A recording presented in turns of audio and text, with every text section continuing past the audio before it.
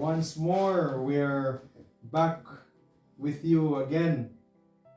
I tell you, Ben, I think we certainly miss our friends, our viewers out there. Yes. And we've decided this afternoon that Mm-hmm. we're gonna do another video for you. Yes.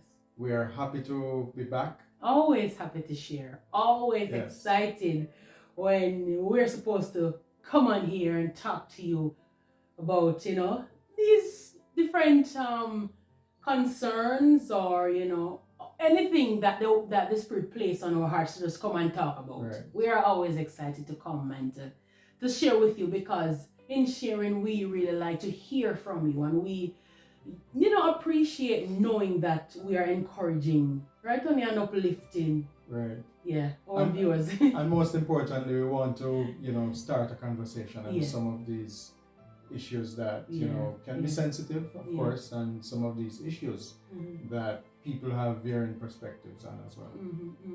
So welcome if you're new to our channel. My name is Van, and Marcel. all right, so you should click that subscription button, yeah, and hit up the like button, like it up, Yes. and Share. all right, of course we want you to share the love. All right, So we are happy to know that the little we are doing in our space is impacting lives. Yeah. Certainly. Yeah. Certainly. Yeah. And today's topic, or what we want to start to talk about today, is adornment, Christian adornment. Or you want a Christian dressing? Hot topic. Yes, that's what we want to talk about today. Yeah? So, before we go any further, before we delve into it, we'll be right back.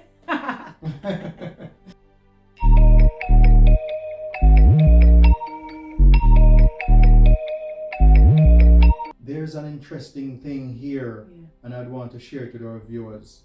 And this is from Messages to Young People.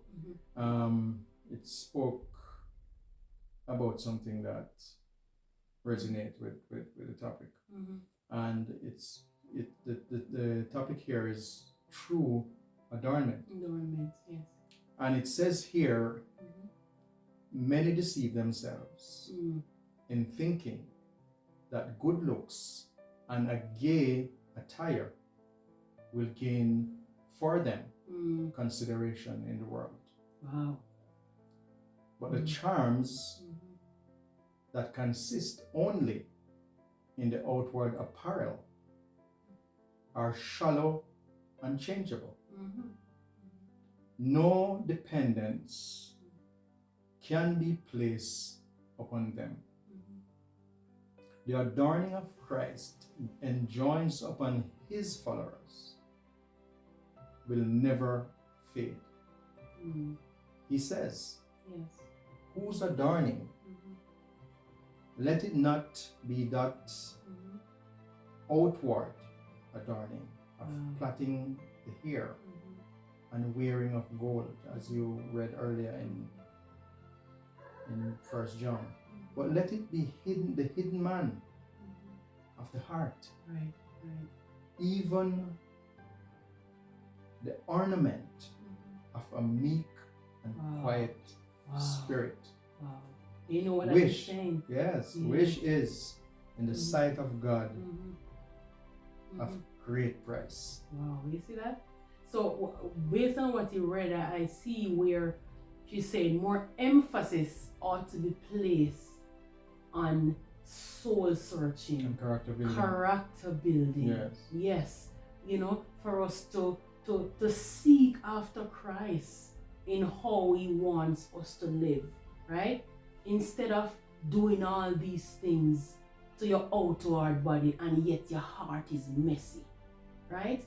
Yes, you look good on the outside with adorning, and you're seeking the attention and you're so focused on how you look to the public, but it's not about that, right? It's about your heart, because how you are on the inside will come on the outside. Certainly. If your heart is clean towards people, naturally it will reflect in your actions towards people. Christian adornment, Christian deportment, how one carries themselves is important. I believe, honey, that it is important. And I believe that just by the way you look, by the way you present yourself, that is also a part of ministry. Because that can either say, if you are a follower of Christ or not. Many times it says, based on how you carry yourself, it can say whether or not you're a follower of Christ. Somebody can look at you, come on now, and say, that person looks like a follower of Christ. Or, no sir, the person there is not a Christian. By the way you, don't it? Yeah, man. Certainly. By the way you carry yourself. And so that was certainly a very important point that you raised. We would like to hear from you. Considering that you're somebody in ministry, yes, and you have to interface with your your audience, and as a woman that is representing Christ, an ambassador, so to speak. Tell us a little bit about how what you're thinking behind your presentation in terms of your outward attire, and why you think it is important, for you to. Can I tell you guys, he's putting me on the spot right now. It's a good spot, actually. So, to answer your question, yes. Right? I realized from early that it was important to adorn myself properly, right? It is something that instinctively you've decided that it was important as a Christian. I was taught that by my mom. Okay. And did you go into scriptures as well to substantiate your point, your belief system, or it helps Yeah. I understand. Develop that belief system as well. So, to answer your question, for them to understand clearly, I was taught by my mom as well, right? Yes. But after becoming a young woman, female, growing into my own, right? I started reading, and I spent a lot of time, friends, reading the messages to young people. Oh, it was a great book. Yeah, it's a great book to read, and it's a great book to help you, live as a young person, trying to find your way. Yes. So that book has helped me. And different from that, I had the desire to please God. So man, I just want to honor him. Reason being is because I made a vow to him, right? I made a vow to God, and I said, if you could help me, just allow me to start to sing boldly, and I will just give you my everything. Understand what I'm saying now, honey? Yeah. Right. So, based on that now, and I prayed, and he helped me, man, and I saw he was giving me that courage. I wanted to honor him. So hence why I spend a lot of time in the messages to young people, right? So that, my daily living would be ordered. I would be, along with what, I am taught, because you have to have your own experience, your own relationship with Christ, right? So along with what I was taught, I wanted to have that personal relationship, so I seek after it. So hence why I started reading now the messages to young people. And the messages to young people spoke about adornment, right? The importance of adornment. And remember, first I talk about it is important because persons can look at you and say whether you're a follower of Christ or not, right? So I wanted to honor God so much in everything, right? And within ministry, I said, boy, I am going out to represent God in every way. I'm going out to represent God, right? In singing. So I wanted to represent him now in every other way of my life, right? So when I go out to sing, when I go out otherwise, the way I adorn myself was supposed to speak of him or point to him. Understand? But Right. interesting. But what I'd like to ask you though, because persons would say that, and I'm not sure what your presentation. Well, I know what your presentation is in terms of how you adorn yourself as a Christian lady. But one would argue that it's not necessarily what's happening on the outside, okay, but what is literally happening on the inside, and God really is more interested in what is happening on the inside. And so there are Christians that would say that your dressing, it's not a major thing or it's a big deal. You know, it's, you know, God knows your heart. But do you think that it's important for Christian women to, you know, present themselves in a modest way, so as to, and I ask my wife this question because I remember previous videos that I would have done, I would have said that you know, men tend to be very visual, and so we can't help ourselves at times not looking. It's how we process what we see that sometimes makes a difference. But at the same time, there can be temptations based on how a female, you know, present herself. And so, do you think, based on that observation, that it is important for women to be very responsible in terms of how they attire themselves and present themselves, even particularly those who are Christians, and it's going to be sitting in a sanctuary where men, you know, are in full view? It is very important, and it's one that, you know, I believe especially the Christian women should pay a lot of attention to, right? And if you weren't doing that, I believe it's time that you know, start to look at how, you know, you adorn yourself. Because as my husband said, men, you know, react, and, you know, men goes off by what they see. And a lot of times, even, you know, how we adorn ourselves coming to church, a lot of the men are tempted. So do you think it is justified for a female to say, well, it's for him to have his self-control. He needs to be in control of his you know, his feelings and his emotions. I wouldn't say that at all. It's sufficient for I wouldn't say that at all. Respond in that way? No, it's not sufficient. It's actually very, very loose, or just very light talking to say that, because we are supposed to take responsibility. We're supposed to, you know, be responsible for, you know, what we say, how we behave, how we adorn ourselves, just about everything, right? That's what we are called to do. We are supposed to, you know, be like that, because that's what we're called to do. We're not, as believers, we're not called to do anything. We're not called to live our lives anyhow. So by just looking at you, I'm supposed to be able to say, there goes a child of God, right? Yes, by how you know, you put yourself together. So hence why I don't believe that a woman should dress revealing herself.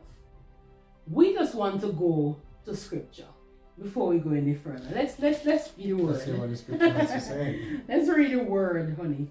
So the scripture, 1 Peter 3, verses 3 and 4, right? So we're going to read that. Whose adorning, let it not be that outward adorning. And you were saying a while ago that a lot of persons will say, you know, it's okay, from the Lord sees my heart, I'm coming to him, right? The outward adornment is not important. And I'm saying that it is important, because it's what is happening within the heart, right? that is reflected on the outside, right? Because the scripture says by the fruits. So if Christ lives within your heart, honey, he lives inside of you. Very interesting. Yeah, he lives and abides inside of you, and that's what he wants from us. Because he said, "This is what his temple, His temple, yeah. right? His And temple, we're not our own actually. right? And so he expects us to present ourselves to be a reflection of holiness, Right. so to speak. Right. So that's a good Right. point you made. Thank you. Yeah, so he wants to dwell inside of us, Yes. right? And if he's dwelling inside of us, what is gonna reflect on the outside? Talk to me. His goodness, right? His way of life, his way to speak, right? His way to walk, the dress, everything it will reflect, right? Certainly. So what we put inside is important, right? So hence why we have to stay connected to the word. And let us be real here. A lot of times I will go on the street. Let us be real, friends. The persons out there, honey, who are in the world, they know how a Christian is supposed to look. That is true. They know. And a lot of times, we as believers within the church, if somebody should come to us and say, "Sister, that skirt that you have on is a little too tight," we start to feel away. And we start to say, "No, who is she to talk to me?" Or, "No, let me come as..." No. Right? The man out there that is on the street, they know exactly how a Christian should look. So how comes we that are within the church don't know how we are supposed to look? We know, right? But you see, another part of it, I understand that a lot of us are struggling. And that is why we thought of, starting the conversation. Because there is a struggle. And we talk about these things so that we can encourage and empower. Certainly. Yeah.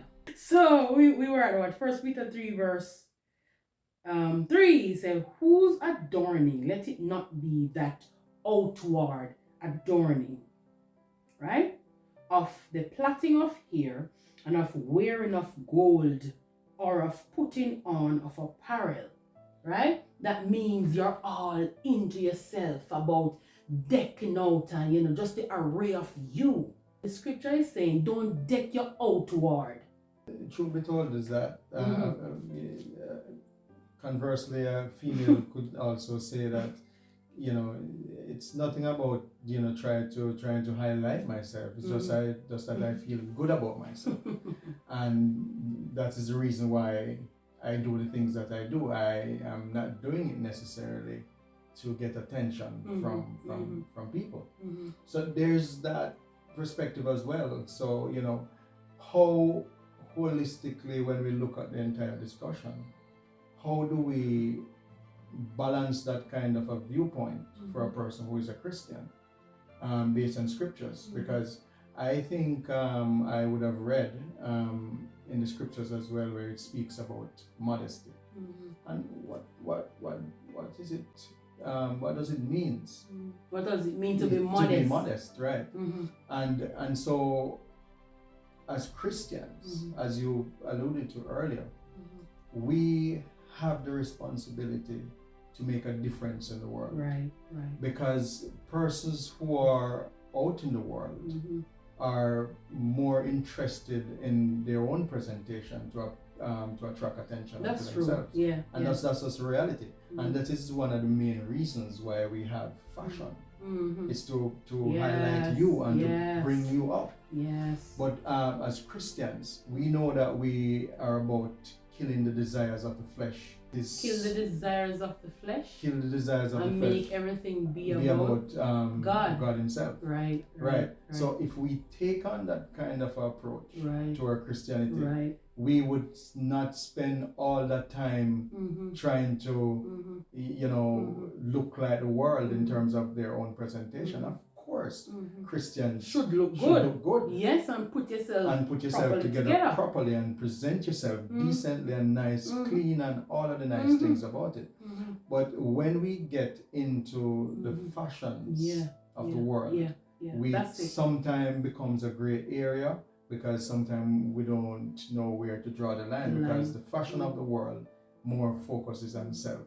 We get into the skinniness and we get into the accentuating the body parts and all of that and stuff, and we know that's a fact and that's a reality. Being modest, I believe that the word is pointing to simplicity. Simplicity. Yes. But elegance also. Yes. Simple. But elegant. Right, and elegant. Right. We are the ones that are supposed to be different. We are the ones that are supposed to hold the standard of Christ. We are the ones that are supposed to be modest, right? And if we're not doing it, inviting the world into the church, they're just gonna come as they are only, and there is no standard. And well, look, what a wonderful point. Because when you as ones that's supposed to be the standard bearer, the one that the world, if they need to convert and to come into the church, when they come, they should be able to see something different. Right. Not that when they come in the skimpiness and all that, you're gonna condemn. No. But they're gonna come. They're gonna come into the church and see something in which they need to aspire to in terms of doing the conversion. Beautiful. But if they walk into the church and they are seeing themselves, literally the members of the church is reflecting what they're coming in as, where's how are they going to feel like there needs to be conversion? And also when they come into the church and they're seeing all of that and you start to talk to them, they're going to start to say, you guys are a bunch of hypocrites. And so as followers of Christ, we have that very, very solemn responsibilities placed upon our shoulders to be the standard bearer and to hold up the standards of righteousness and holiness even in our adornment, so that we can convert the world to Christ. Yes. Not only from the inside, but also from the outside. So reflecting that kind of godliness, and so that when they come into the church, now you can have the conversation. But if they are coming into the church, like I said earlier, and there is no change really in the church, then what is going to happen? There's not going to be any spiritual growth. Yeah, and the reality now is that we are seeing more and more of the worldly kind of dressing coming into the church. It is the reality. Yes. And that is why we raise this conversation, and we want to hear from you in the chat. We are not all at the same level with our spiritual life sometimes. And so we have to be very sensitive and have a level of understanding when persons are struggling to get to that, that center in terms of where we ought to be. But it does not take away from the fact that the Church of God should be presented in such a way that when persons walk in, they can see a difference. And maybe 30, 40, 50 years ago, you can, as you say, a Christian, you know that person is a Christian. No, it's fast changing. And we now see, we're now seeing that there's no, a drastic change, a radical, so to speak, kind of a change in terms of how people are intertwining and mingling with the worldly standards. And as a result of that, it pretty much, to an extent, watered down, or it lessens, what we represent as a church. And, this discussion, as my wife said, is to bring the conversation out into the open. We're going to end it right here, right? Tell us what you think. Until the next video. All right? So take care. Adios. God bless.